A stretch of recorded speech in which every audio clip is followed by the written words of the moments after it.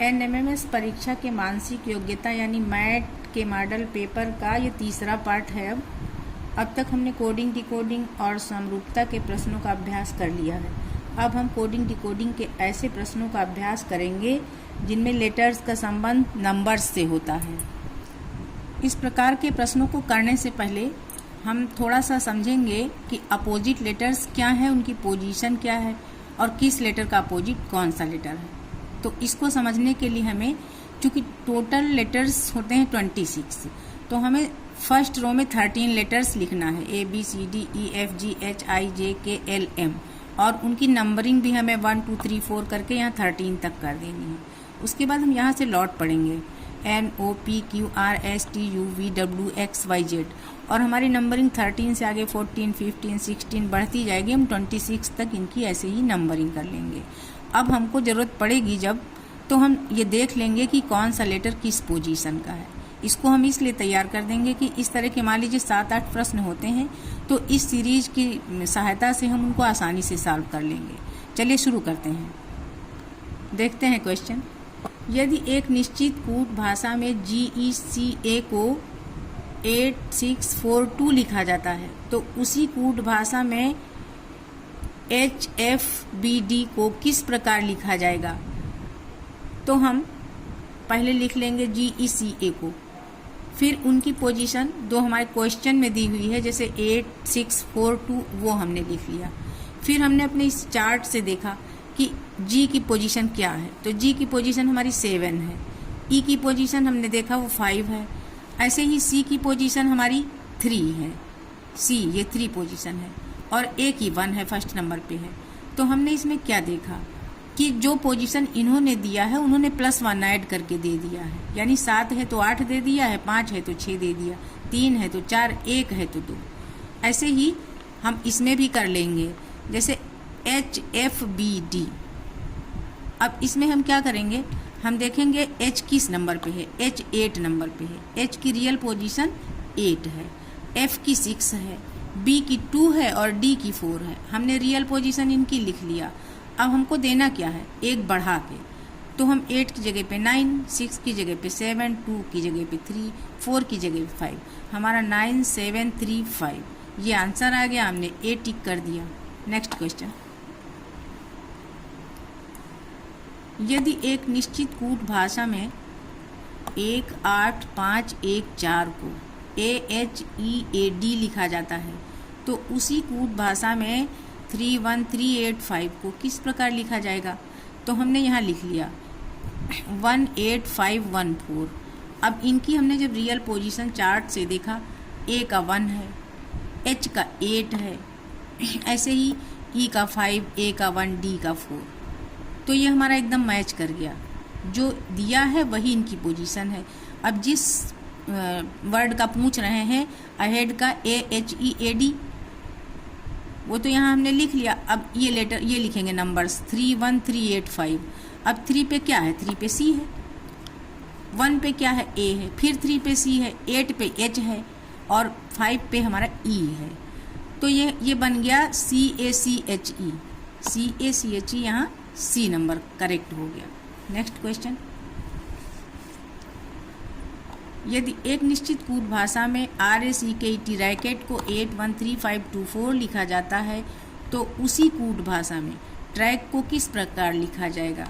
तो यहाँ लिख लिया RACKET 813524।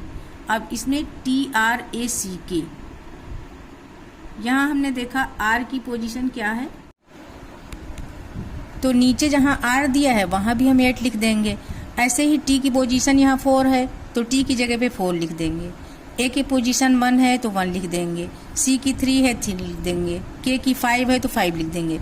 यानी जो भी नीचे वाले वर्ड में लेटर हैं वो वही सारे लेटर ऊपर भी हैं, तो ऊपर वाले लेटर्स से हम पोजीशन मैच करके नीचे वही नंबरिंग कर देंगे।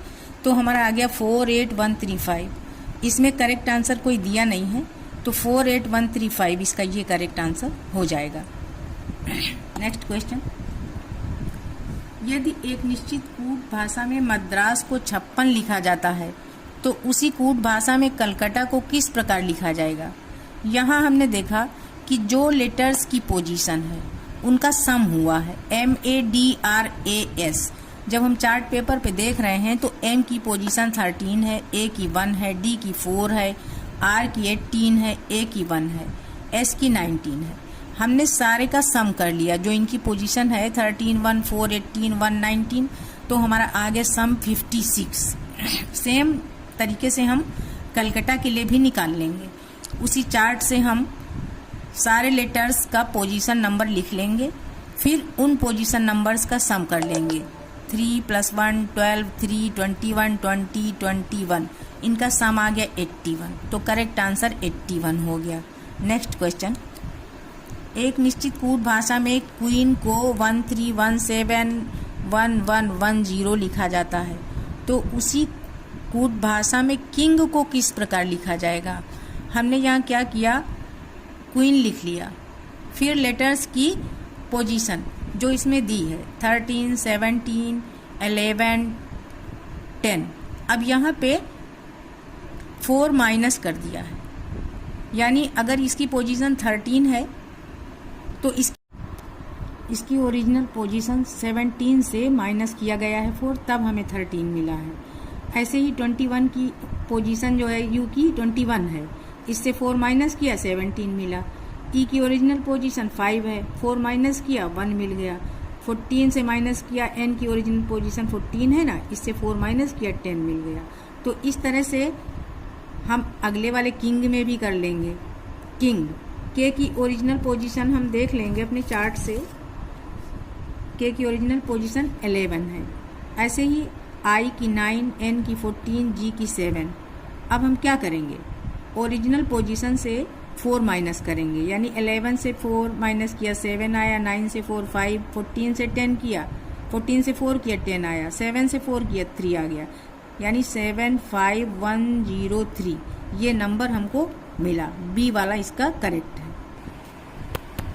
यदि एक निश्चित कूट भाषा में इंक को 91411 तथा रेड को 1854 लिखा जाता है, तो पेन का कोड क्या होगा। उसी अपोजिट लेटर चार्ट से अगर हम देखते हैं तो आई की पोजीशन 9 है, एन की 14 और के की 11, वही यहाँ दिया है। वही हाल रेड में भी है, आर की पोजीशन 18 है, ई की 5, डी की 4, जो यहाँ दिया हुआ है। तो उसी से देखकर हम पेन की पोजीशन लिख लेंगे, पी की 16, ई की 5, एन की 14, तो 16, 5, 14 इसका आंसर हो जाएगा, ये ए वाला। नेक्स्ट क्वेश्चन, यदि एक निश्चित कूट भाषा में BEG को 14 तथा GOD को 26 लिखा जाता है, तो उसी भाषा में BELL बेल को किस प्रकार लिखा जाएगा। तो यहाँ हमने देखा कि जो लेटर्स की पोजीशन है उनका सम किया गया है, 2 + 5 + 7 14 आ गया। ऐसे ही गॉड में हमने लेटर्स की पोजीशन का सम किया तो 26 हमको मिल गया। तो हम उसी चार्ट से बेल के लेटर्स की पोजीशन लिखेंगे और उनका सम करेंगे। तो 2 + 5 + 12 + 12 जब किया हमने तो 31 मिल गया हमको, इसका आंसर हो गया ए। नेक्स्ट क्वेश्चन, यदि एक निश्चित कूट भाषा में एन को 30 तथा पेन को 93 लिखा जाता है, तो उसी कूट भाषा में रोज को किस प्रकार लिखा जाएगा। तो यहाँ हमने देखा कि जो लेटर्स की पोजीशन है पहले उसका सम किया गया, फिर लेटर काउंट किए गए, जैसे यहाँ 2 लेटर हैं और ए की पोजीशन 1 है, एन की 14, तो दोनों का सम किया 15 और इनटू 2 लेटर्स हैं तो 2 से मल्टीप्लाई कर दिया, तो ये हो गया 30। ऐसे ही पेन में पी की पोजीशन 16, ए की 1, एन की 14, इनका हमने सम कर लिया तो हमारा आ गया 31 और उसको जब 3 से मल्टीप्लाई किया तो 93 जो यहाँ है। अब रोज़ में हम क्या करेंगे, रोज़ में आर की पोजीशन 18, ओ की 15, एस की 19, ई की 5, इनका सबका सम किया 57 आया। अब यहाँ 4 लेटर्स हैं, 4 से मल्टीप्लाई कर दिया तो हमारा आ गया 228, ए करेक्ट है इसका 228। नेक्स्ट क्वेश्चन 39, यदि एक निश्चित कूट भाषा में डक को 69 से लिखा जाता है, उसी कूट भाषा में बेस्ट को किस प्रकार लिखा जाएगा। यहाँ हमको थोड़ा सा ध्यान देना पड़ेगा ये कि यहाँ अपोजिट लेटर्स का यूज किए हैं ये, जैसे डक है DUCK, तो जब हम चार्ट में देखेंगे तो डी की पोजीशन 4 है, बट इसके नीचे जो डब्ल्यू है उसकी 23 पोजीशन है। तो यहाँ 4 के जगह पे 23 इन्होंने यूज किया है। यू की पोजीशन 21 है, इसके अपोजिट एफ लिखा है, एफ की पोजीशन 6 है, तो यहाँ पे 6 लिख दिया। यू सी की पोजीशन 3 है, इसका अपोजिट जो है उसकी एक्स, इसकी पोजीशन 24 है, तो 24 का सम किया। और प्लस के की 11 है, उसके अपोजिट में पी है, पी की पोजीशन है 16। अब सारे अपोजिट लेटर्स की पोजीशन का हमने जब सम किया तो 69 हमको मिल गया, जो कि यहाँ दिया हुआ है। तो वैसे ही हमें बेस्ट का देखना है। बी के ठीक नीचे वाई होगा, ई के ठीक नीचे वी और एस के ठीक अपोजिट एच, टी का अपोजिट जी। अब हमें वाई वी एच जी का नंबर उसी चार्ट से लिख के तैयार कर लेना है और उसका हमें सम कर लेना है। तो हमारा ये सम आ जाएगा 62 अपोजिट लेटर्स का, तो इसका डी पार्ट करेक्ट हो जाएगा। नेक्स्ट क्वेश्चन हम इसी समय देखते हैं। यदि एक निश्चित कूट भाषा में GAA को 7 लिखा जाता है तो उसी कूट भाषा में टैब को किस प्रकार लिखा जाएगा। यहाँ हमने देखा जी की पोजीशन 7 है, ए की 1 और 1 तीनों पोजीशन का मल्टीप्लाई किया तो आ गया 7। तो वही हम इसमें करेंगे। टी की पोजीशन 20 है, ए की 1 बी की 2 मल्टीप्लाई किया तो आ गया 40। इसका आंसर ए